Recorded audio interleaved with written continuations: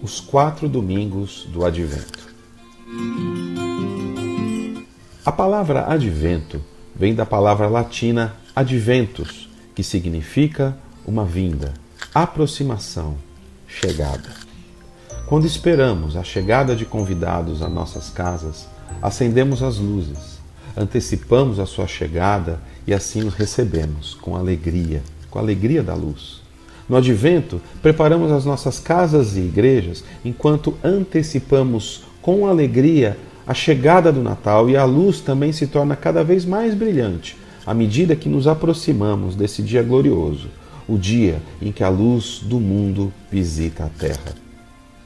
Os historiadores sugerem que os povos germânicos pré-cristãos acendiam velas em volta de coroas de flores nos meses escuros do inverno, como se fosse antecipar aqueles meses mais quentes e claros da primavera. A forma circular da coroa do Advento simboliza o amor infinito de Deus por nós. Não tem fim, tal como a verdadeira luz do mundo, Jesus, que nos conduz à vida eterna com Ele. O significado tradicional da coroa é nos preparar o caminho para a luz do mundo, a saber, Jesus, o Filho de Deus. A maior de todas as notícias que o mundo já viu. Porque um menino nos nasceu, um filho nos foi dado, e o governo está sobre seus ombros. Ele será chamado Maravilhoso Conselheiro, Deus Poderoso, Pai Eterno e Príncipe da Paz.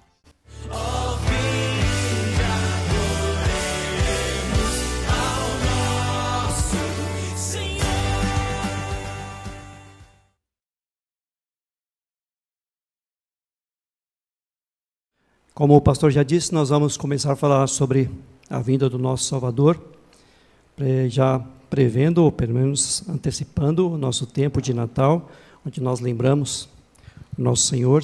Nós vamos então falar hoje Isaías, aliás, dos próximos 4 domingos, tratando Isaías capítulo 9. Não haverá mais escuridão para os que estavam aflitos. Foi a primeira promessa, que foi feita então para o povo.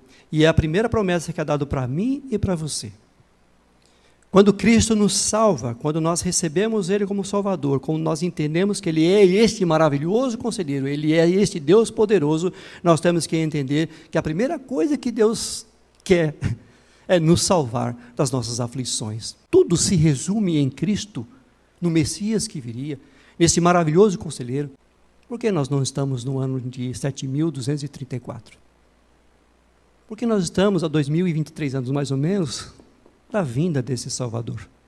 Ele é tão importante para o mundo, para mim e para você, que ele dividiu a história no mundo inteiro, antes dele e depois dele. Mas esse conselheiro, esse grande Salvador, veio para os judeus neste momento, se oferecendo como um maravilhoso conselheiro, embora os judeus não aceitou este Salvador por causa desse motivo. Nós temos que cuidar, porque muitas vezes nós cometemos o mesmo erro.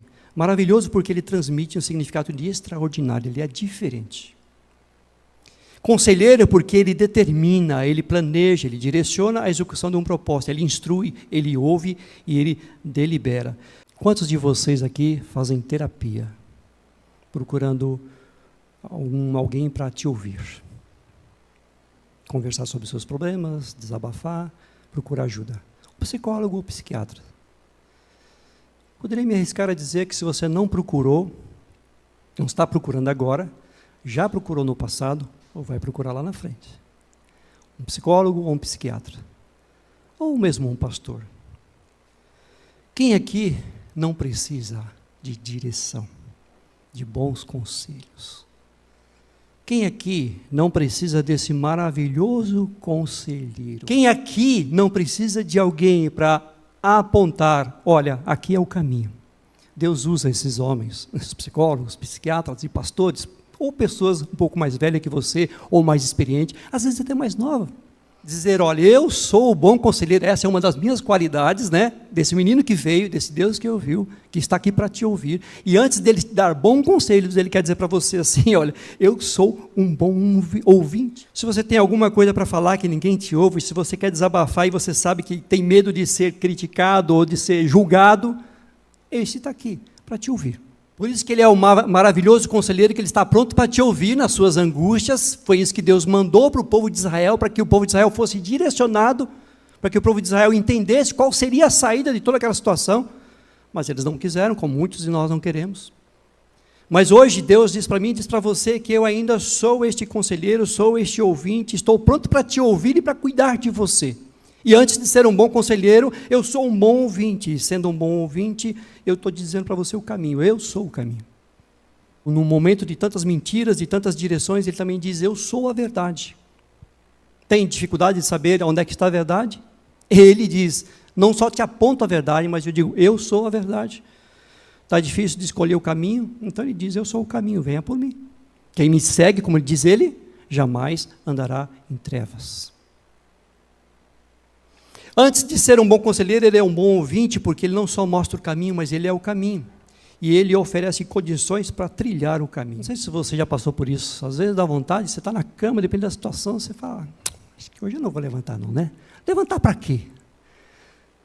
Porque às vezes você está tão sem caminho, tão sem direção, tão sem vontade de seguir em frente, você fala, mas já batalhei tanto, já malhei tanto em ferro frio, parece que não chegou em nada, parece que não chegou naquilo que eu queria, meus propósitos não se cumpriram. Acontece ou não acontece? Muitas vezes nós estamos sem vontade de levantar e diz assim, o maravilhoso conselheiro não só oferece o caminho, mas ele oferece as condições de você trilhar este caminho, de se levantar, de andar, de ouvi-lo, de andar com ele. Porque ele disse, vinde a mim e tomai sobre vós o meu jugo, porque o meu jugo é leve, o meu jugo é suave, o seu é pesado, mas vamos trocar de jugo, dá o seu para mim, eu dou o meu para você, aí você vai ter condições de trilhar o caminho. Então esse que veio à terra, queridos, como esse menino que nos nasceu, o menino que nos foi dado, esse é maravilhoso conselheiro, porque ele não só indica o caminho, mas ele nos dá condições de trilhar o caminho.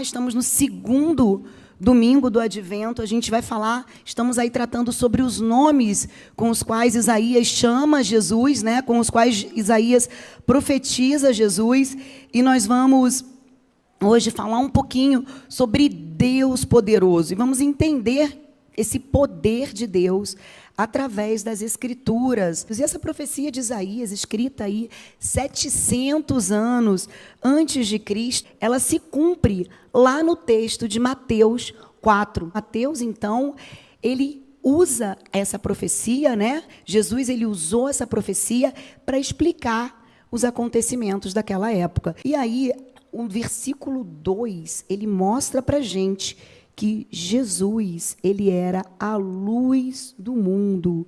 Jesus, ele veio, e o versículo 2 diz, o povo que andava em trevas viu grande luz, e aos que viviam na região da sombra da morte, resplandeceu-lhe a luz. Gente, se isso não é salvação, é o quê? Presta atenção, o povo estava nas trevas, o povo estava ali na obscuridade, na região obscura, porque a situação que estava acontecendo com aquele povo pode ser parafraseada com as nossas realidades hoje. Mateus usou isso muitos anos depois, Jesus utilizou aquela situação profetizada para explicar o que estava acontecendo, para explicar ali, ele, o Messias que veio, para falar do início do seu ministério, né? E a gente pode ver aí que Jesus, a luz do mundo, quando ele desce para cumprir a sua profecia, ele leva luz para esse povo, da mesma forma que quando ele entra nas nossas vidas, ele traz luz, que ele traz uma alegria aumentada. O que é isso? Ele aumenta a alegria. Presta atenção, porque ele traz luz, a luz multiplica a vida e aumenta a alegria. Alegria que vem do Senhor, é uma alegria que é sobrenatural, é uma alegria que somente a luz pode gerar na nossa vida. É uma alegria que a gente, pela gente mesmo, não consegue, que bem nenhum traz, que riqueza nenhuma traz. Somente a presença de Deus, somente a luz que brilha em nós pode trazer essa alegria aumentada que Isaías fala. Jesus arranca o pecado e lança no mar da escuridão. Jesus arranca o pecado e extingue o pecado da nossa vida.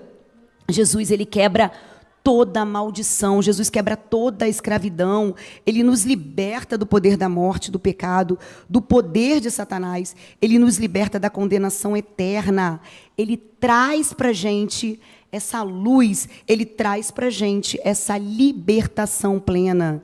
E aí sim, a terceira parte da nossa profecia, ele chega então no versículo 6 e diz para a gente, porque um menino nos nasceu, um filho nos deu, e o governo está sobre os seus ombros. Jesus é o presente de Natal, Jesus é o melhor e o maior presente de Natal que nós podemos ter. É muito importante a gente entender que Jesus, ele é o presente que dura para sempre. Ele é o presente necessário. Ele é o presente que não foi adquirido. Ele é um presente que não foi comprado. Jesus é um presente que foi dado por um preço muito alto para cada um de nós. Deus forte, libertador, onipotente, aquele que está agindo eu, quem impedirá, igreja? Agindo Ele, quem impedirá?